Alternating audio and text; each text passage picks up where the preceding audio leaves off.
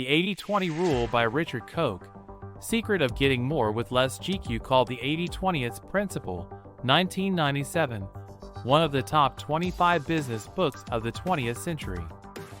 The 80-20 principle states that 20% of work yields 80% of results. This phenomenon helps identify the most crucial components in each scenario, affecting all aspects of life. Richard Koch wrote 18 books, including The Power Laws, Living the 80-20 Way, and Super Connect. He successfully implements 80-20 to his life. So how does it benefit you? Be efficient with your time. In today's hurried environment, many of us have impossible daily to-do lists. We may arrive at work determined to do the first task fast, only to find 2 new ones. Similar to a circus clown, firms must serve multiple markets with countless items. Knowing what's important is crucial in this hectic atmosphere. Thus, understanding the 80-20 principle, deceptively simple but powerful, is vital. This seemingly universal imbalance between labor and reward will improve your work efficiency. Finally, you can use the approach to improve your personal connections and happiness. Simply embrace the 80-20 approach, and this video will teach you how. Usually, a modest amount of work produces most of the results. Have you ever completed most of a project shortly before the deadline? Maybe you accomplished more in the few days you had left than in all the weeks combined.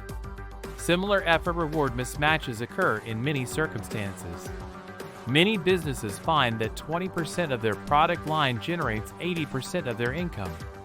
Similarly, 20% of drivers cause 80% of accidents. The majority of drivers are conscientious, while a small minority causes most accidents. The 80-20 principle states that 20% of work effort produces 80% of outcome. As you can see, the 80-20 principle is present in many settings, and as you shall see, this is valuable knowledge. People struggle with the 80-20 rule because they seek balance and fairness. People expect a balanced world. Unbalance is the natural state of the world. Sir Isaac Pitman found that 2/3 of daily communication use 700 frequent terms, including their derivatives. Less than 1% of English words make up over 80% of what we speak. These disparities are inevitable, but many find them unfair. Social injustice occurs when 20% of the population holds 80% of the wealth. People feel work and reward should be equal in importance, hence this apparent injustice. The 80-20 principle shows that not all work pays off. The 80-20 concept helps improve your work approach for better results. This sounds excellent, but how does the 80-20 principle apply to your life? Your current work style is certainly inefficient, so let's start there.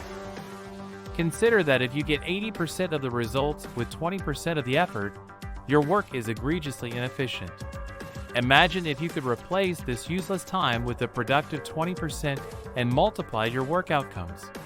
Imagine if you could maintain your last-minute efficiency as a project deadline approaches throughout the project. Creative application of the 80-20 principle can boost efficiency by diverting attention from chores that have little impact on results. Start by analyzing your work procedures to identify inefficiencies. In the early stages of a project, you may squander hours overthinking and mulling over every possible error. You can try to avoid thinking about failures once you realize this. Identifying and reorganizing your process to prevent these issues can boost efficiency. Business profitability can be increased with 80-20. You know how to apply the 80-20 principle to your individual productivity, but how can you apply it to a business? Optimizing your business's product line is one approach to do this, but there are others. You must first determine which product groups make the most money. Simply rank all your products by profit and sales, and you will likely find that the top products make 80% of the profit, but only 20% of the sales. The author studied an electronics company and discovered that the top 3 goods made up 19.9% of sales, but 52.6% of earnings. After determining your company's 80-20 split, leverage and maximize the profitable 20%. Make these products your priority and work on selling more. The author told salespeople at the electronics company to focus on doubling sales of their top 3 goods and ignore everything else. To succeed, simplify your business. Everyone understands huge firms are complicated. So, managers must be proficient at handling complexity, and they often like the challenge and intellectual stimulation. Most people feel that a firm with a large product variety would make more money since it sells more things. However, internal complexity has tremendous hidden costs. A wide range of items takes more logistical, sales training, and administrative effort than a restricted range. These variables increase the company's cost, possibly more than the new products. If you narrow your product line, everyone in the company can focus on the few things sold. This helps people understand the few key products better than if they had to juggle others. This streamlines administrative labor and delivers economies of scale to production and logistics. A survey of 39 medium-sized enterprises indicated that the simplest were the most successful. Profits increased as they sold fewer products to fewer consumers and suppliers. By simplifying your firm, you may cut costs and boost profits. Your organization can use the 80-20 rule for anything from negotiations to marketing. Now you know how to use 80-20s to restrict your product line and boost profits. But what about other business areas?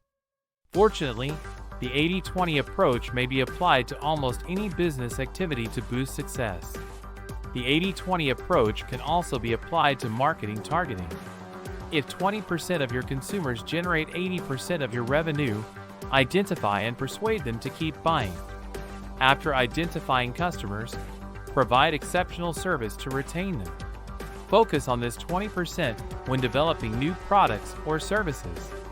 You will gain market share while selling to these customers. Apply the 80-20 concept to your daily life by thinking differently. But this type of analysis is tough in daily life. Thus, 80-20 thinking is required. Conventional thinking is linear and values all causes and inputs equally.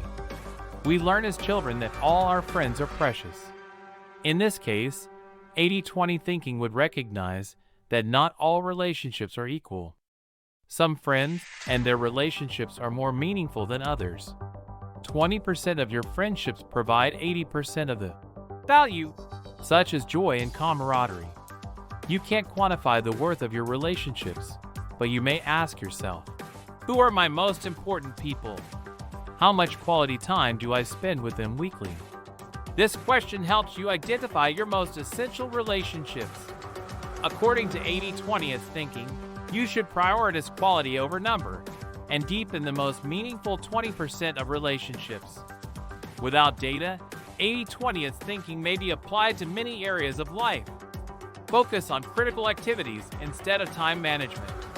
First, professionals with busy schedules must prioritize their daily activities.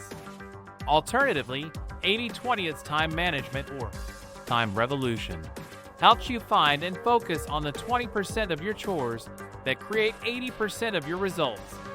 The author found that his consulting firm was more successful than others without extra effort. The author's colleagues concentrated on the top 20% of clients' difficulties and used the time they saved to help them implement solutions. This strategy helped them outperform rival consulting businesses and boost client profitability. Broadly applying the 80-20 approach improves life quality. Most people measure life quality by happiness. Strangely, few of us try to improve our lives. The majority of people spend a lot of time doing activities they dislike. Many people have unpleasant occupations. How can you fix this? Simply said, assess the distribution of happiness and sadness in your life and analyze their origins before making changes. Which 20% of your life brings you 80% of your happiness and vice versa? After identifying the 80% of your life that brings you little satisfaction, cut back on those activities. You could try to change your employment if it makes you unhappy. You might apply for other jobs, redefine your current one, reduce your hours, etc. You shouldn't settle for a lifelong job that makes you unhappy. Once you reduce your negatives, you'll have more time and energy for positives. If you work less, you'll have more time for family and friends. Consider which 20% of your activities provide you 80% of your satisfaction, and strive to spend more time on them. Doing so will make you happier. The 80-20 principle states that in most fields, 20% of input or work yields 80% of output or reward. This suggests that roughly 80% of efforts are wasted, and refocusing them on the 20% that produces the most outcomes can enhance efficiency greatly. Business, friends, and quality of life can all benefit from this simple idea.